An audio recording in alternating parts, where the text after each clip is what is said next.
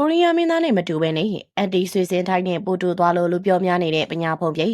ကျမတို့ရဲ့ The Celebrity News Channel လေးကနေပြန်လည်အားကြိုဆိုလိုက်ရှာပါတယ်။တရုတ်ဆောင်နေနေတဲ့ character တွေမတူအောင်လို့မကြာခဏပြင်ဆင်ရတာဖြစ်ပါတယ်။ပညာဖုံပြေကတော့တရုတ်ဆောင်ကောင်းတဲ့ပြင်ပြိုတိုင်းကြိုက်တဲ့နေစီကိုင်ပဲဖြစ်ပါတယ်။ဒါကြောင့်လေ character တွေမတူညီအောင်လို့စူးစမ်းပြင်ဆင်လာခဲ့တာပါ။ပြီးခဲ့တဲ့ရှမှာတော့ပညာဖုံပြေအနေနဲ့သပင်ပုံစံချင်းကအပြောင်းလဲတွေပြုလုပ်ခဲ့ပါတယ်။ပရိသတ်ချူကတော့သူ့ကိုလူမားသွားခဲ့ရပြီးလိုက်ရှာတဲ့စိတ်ထိရောက်ခဲ့ရပါတယ်။ဒါကြောင့်လေရုပ်ပြောင်းရုံလွဲခဲ့တဲ့သူ့ရဲ့လုပ်ရက်ဟာအောင်မြင်တဲ့စီတီဖြစ်သွားခဲ့ပါတယ်။ပညာဖို့ပြတော့စပီကင်းနဲ့လိုက်ဖက်လွန်တာကြောင့်လည်းပျော်ရွှင်ခဲ့ရပါတယ်။ပရိသတ်ချူကတော့ပညာဖို့ပြရဲ့စတိုင်ဟာဆွေစဉ်ထိုင်းနဲ့သွားတူနေတဲ့အကြောင်းကိုတစ်ဖက်မှာဆိုနေကြရပါတယ်။ဒါကြောင့်လေပွဲတစ်ခုကိုတက်ရောက်လာတဲ့ဆွေစဉ်ထိုင်းဆိုပြီးတော့အရှုံးဖောက်လာခဲ့တာပါ။ပညာဖို့ပြတော့သူ့ရဲ့ပြောင်းလဲမှုကိုသဘောကျနေပြီးနောက်ထပ်အများကြီးလေးပြောင်းလဲပြချင်နေခဲ့ပါတယ်။ပညာဖို့ပြတော့စပင်းသိမ့်မကောင်းတဲ့အတွက်သိပြီးတော့ပြောင်းလဲမလုပ်သူပါ။လက်ရှိမှာတော့အစွမ်းကုန်ပြင်ဆင်ကသူ့အနေနဲ့ပြောင်းလဲပြခဲ့တာဖြစ်ပါတယ်။ပရိသတ်ကြီးတို့လည်းပညာဖုံးပြည့်ရဲ့ပြောင်းလဲမှုကဘယ်သူနဲ့သွားတူနေလဲဆိုတာပြောခဲ့ပေးပါအောင်ရှင်